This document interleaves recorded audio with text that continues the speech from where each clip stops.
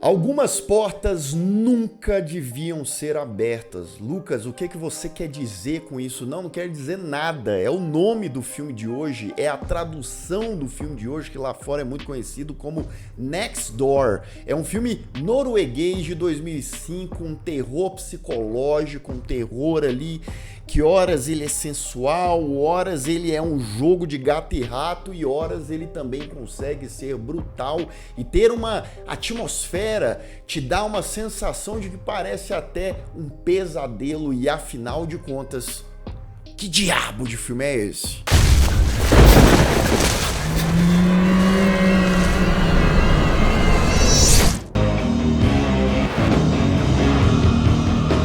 Sejam todos muito bem-vindos a mais um Refúgio Cult, meus amigos. Hoje pra gente falar sobre o filme, lançado há 20 anos. Algumas portas nunca deviam ser abertas, foi como traduziram esse filme aqui pro Brasil, do original Nabu Air, mas que também é conhecido como Next Door. A gente segue o John. O John é um rapaz ali por volta de uns 30 anos que tá desolado, tá triste, tá melancólico, porque Ingrid, a sua namorada, trocou ele por outro. Ela tá vazando, ela tá saindo de casa, o cara fica ali, desesperado, como é que eu vou conseguir essa mulher de volta, se é que isso vai ser possível, mas assim ele vive na angústia. Até que os dias desse cara dão uma balançada, digamos assim, quando as novas vizinhas que moram do lado dele, sim, duas mulheres jovens, falam assim: você pode ajudar a gente aqui? Carregar um móvel pesado e tal, e assim ele vai. E as moças vão cercando ele ali, né? Ah, não, toma um vinhozinho aqui com a gente, fica com a gente e tal. Claramente, desde o início, a gente vê que são personagens ali. O John tá ruim da cabeça por causa do término do relacionamento. Elas parecem que estão querendo confusão, sabe? Elas estão instigando o cara, fala assim: ah, você foi abandonado, né? E fica cutucando ele. São personagens ali, as duas moças, né? Que são estranhas, podem ser imprevisíveis, mas a grande questão é: elas só estão entediadas? Elas têm algum objetivo? Será que elas sabem de alguma coisa? Será que o John tem algum passado aí com essas mulheres ou coisa assim? Bem, aqui a gente tem o nosso filme. Algumas portas nunca deviam ser abertas, é dirigido pelo Paul Sletown.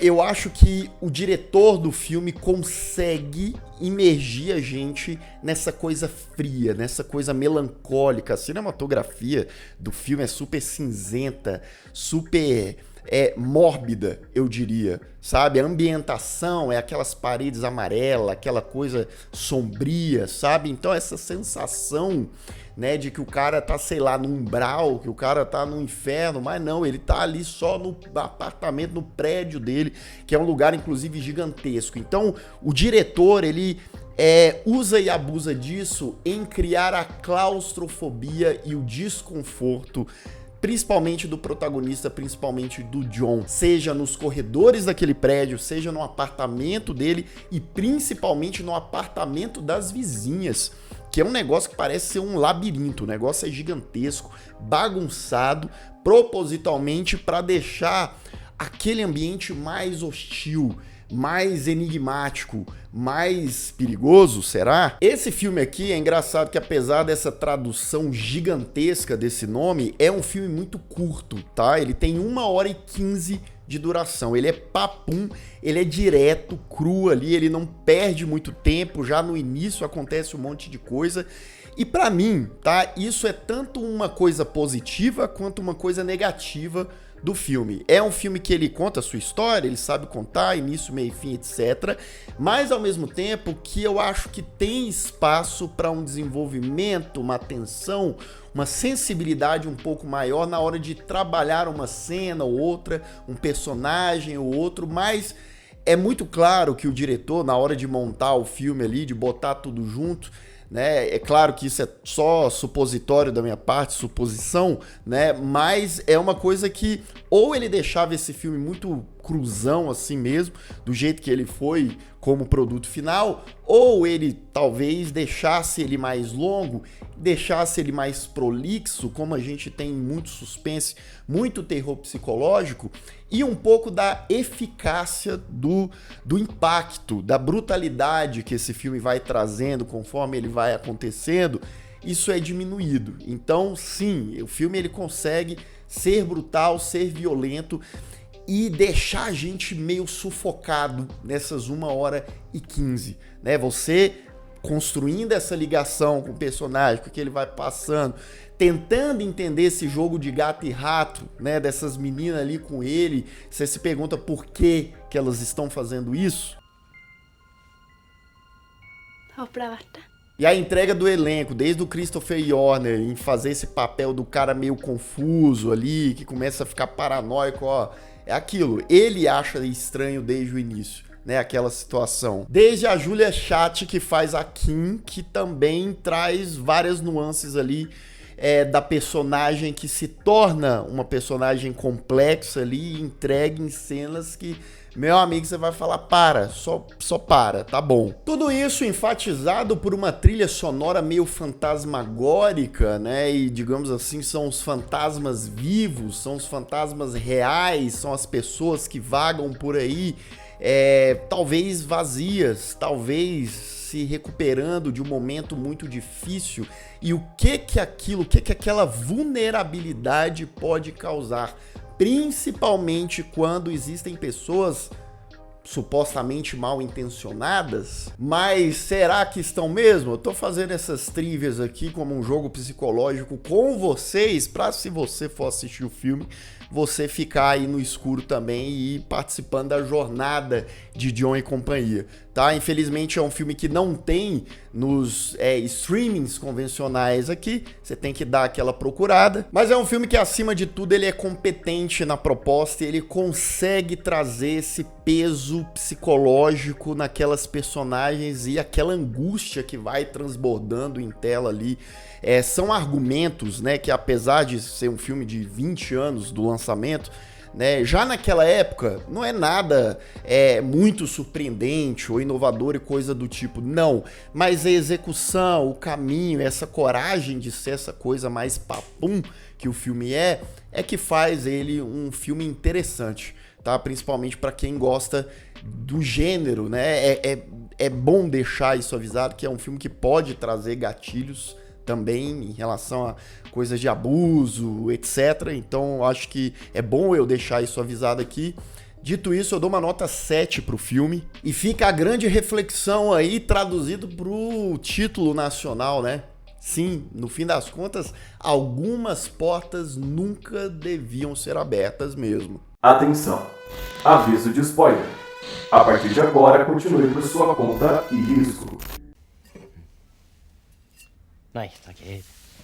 Kim e Annie, as duas vizinhas, ficam ali, ó, chamando o John e ficam levando ele num papinho estranho, fazendo uns questionamentos, deixando ele desconfortável, dá vinho pra ele e tal, ele vai pra casa. No dia seguinte, a mais velha, que é a Annie, vai lá atrás dele, ó, você pode cuidar da minha irmã? Ela fala que é irmã, mas depois a gente vai descobrir que Kim não é irmã dela. Então por que Annie tá mentindo, enfim, né? E ele fala, não tem nada a ver com isso, sua irmã é crescida, é adulta já, né? E aí ela fala, não, mas ela foi abusada, é por isso que a gente tem um armário protegendo a porta ali para ninguém entrar. E aí ele fica compadecido, né? O John, ele vai lá, abre a porta da casa delas, né? E a Kim tá lá, fazendo o joguinho psicológico como sempre. Começa a questionar ele, fugir pelo apartamento. Rapaz, pense num apartamento gigantesco e assustador, tá? Um negócio ali que é um labirinto. E aí o cara vai tentar sair da porta de novo, tá trancada. Ele vai para um outro canto e a menina liga dentro do próprio apartamento para falar com ele. Você tá gostando desse jogo e coisa e tal. E depois de muito tomar lá da cá e muita perseguição, né? Ele chega num quarto onde Kim tá ali, né? No sofá dela, daquele jeito. Provocante, e ele tá esquisito, ele fala, meu Deus, né, o que tá acontecendo aqui? Essa cena é bem desconfortável, é bem bizarra, sabe? Você pensa assim, eu acho que alguma coisa de muito errado tá prestes a acontecer e vai acontecer. né? Kim passa a contar uma história pra ele de 3 encanadores que entraram lá e ela, né, interagiu com eles e tal. E aí ela vai falando de uma forma violenta e você fala, tá, mas e essa história? Até que ela fala, não, foi brincadeira, foi invenção da minha cabeça, né? Pede pra ele, pro John sentar do lado dela, até que ela começa a dar socos no John. E não é no bracinho, aquele levinho, é na cara mesmo. E o negócio vai ficando violento. E ele, assustado ali, mas começa a revidar, né? E em meio a essa violência, eles começam, né, no ato ali também. E é um negócio bizarro, porque ele sangrando pra caramba, ela sangrando pra caramba, entre o rally rola brutal ali, né, você não sabe se eles estão mais brigando ou fazendo as coisas. Depois do lance doentio, o John sai correndo de lá, vai pro banheiro da casa dele, olha pro espelho, ele tá cheio de sangue na cara, no corpo todo, começa a chorar, né, deve estar pensando o que eu fiz, mas foi lá e fez. E nos dias que se seguem, né, o John ele fica paranoico, ele fica perturbado, ele fica lembrando daquelas cenas, da violência, né? Só que novas nuances do John também vão aparecendo pra gente. Por exemplo, ele lembra da Ingrid, da ex dele, que abandonou ele, que foi com outro cara.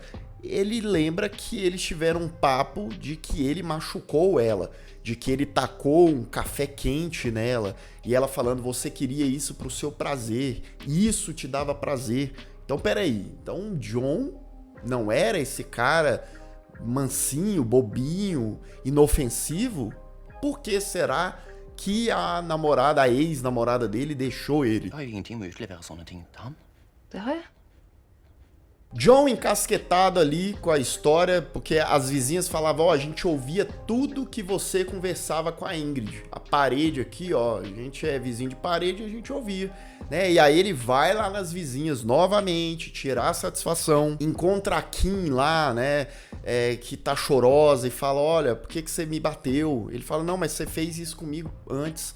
E ela fala, não, mas você é mais forte que eu, você podia ter me contido, você não precisava ter continuado. Ele dá uma bugada ali, passa a andar no apartamento labirinto e encontra a outra mulher, a Anne, a mais velha, com um cara lá naquele quarto do sofá, repetindo as mesmas coisas, falando negócio de encanador e tal, até que o cara passa a bater na Anne.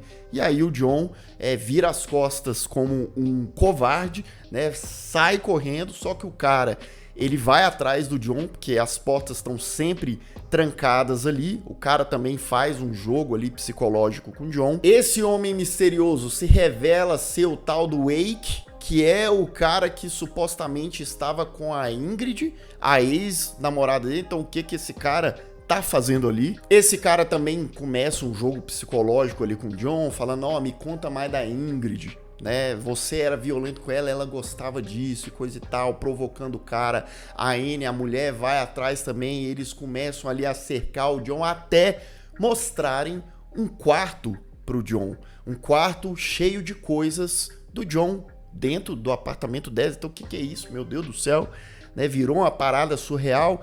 E dentro desse quarto ele abre uma porta e essa porta tem uma cama, a cama que deve ser a cama do John. Cama essa suja, nojenta, cheia de pomba, e ele tira ali o cobertor, né, e revela a Ingrid, a ex dele, morta, toda machucada, sem suas roupas. O John, impactado, sai correndo ali, sai do apartamento, vai para o apartamento dele, só que tem uma diferença. Quando ele sai do apartamento dele de novo, ele olha para o lado, não tem corredor que leva para o apartamento das vizinhas. É uma parede fechada, não tem vizinha, não tem apartamento vizinho, não tem essas mulheres. John entra de volta pro seu apartamento, bota o guarda-roupa lá, o armário, na porta para ninguém entrar, tal qual as vizinhas faziam, porque era, ó, fruto da imaginação, da cabeça perturbada de John. E aí temos a revelação, né? A gente vê que no banheiro dele tá o tal do Wake, o cara que tava ali com a Ingrid, e ele matou esse cara também. E no quarto dele, na cama dele, também está o cadáver da sua ex, da Ingrid. Do mesmo jeito que ele tinha visto há pouco tempo atrás, ele tinha matado ela. A gente vê a cena dele indo atrás dela e tal, ou seja, o John realmente era um cara violento, não aceitou o término, atacou e matou ela e depois o cara também, e vivia com os cadáveres ali, né? Devia estar um cheiro daqueles no apartamento do maluco. E ele projetou aquelas vizinhas com base nas próprias coisas que ele fazia com a Ingrid, né, das histórias que ele criava ali para ele ficar excitado e eles não sei o que. Então aquilo era uma projeção do que ele fazia, né, ou queria fazer com a ex-namorada dele. No fim, a gente vê que um colega de trabalho dele, que aparece ali 1 ou 2 vezes no filme, tá tentando entrar no apartamento com outros caras, acredito que policiais, né? Não ia durar muito tempo essa fantasia macabra do John.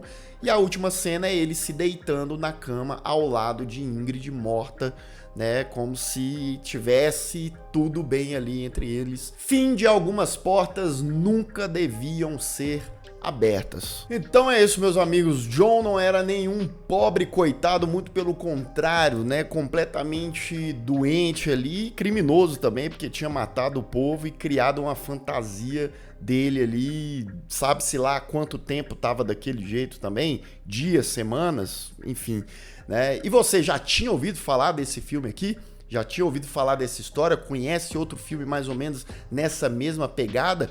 É um terror psicológico, eu diria, mas ele também tem uma fisicalidade, ele também tem algumas cenas ali mais sanguinolentas, digamos assim, e é um filme desconfortável, tá? Apesar desse pouco tempo aí de duração, ele consegue ser desconfortável sim. E se você ainda não é inscrito aqui no canal, se inscreva aqui embaixo, clique no sininho para receber todas as notificações e deixe o seu like, que ajuda muito o Refúgio Cult. E eu vou ficando por aqui. Caso você tenha perdido os últimos vídeos do canal, ó, estão aparecendo bem aqui do meu lado, é só clicar e assistir caso o YouTube não tenha te mandado. Um grande abraço e até mais.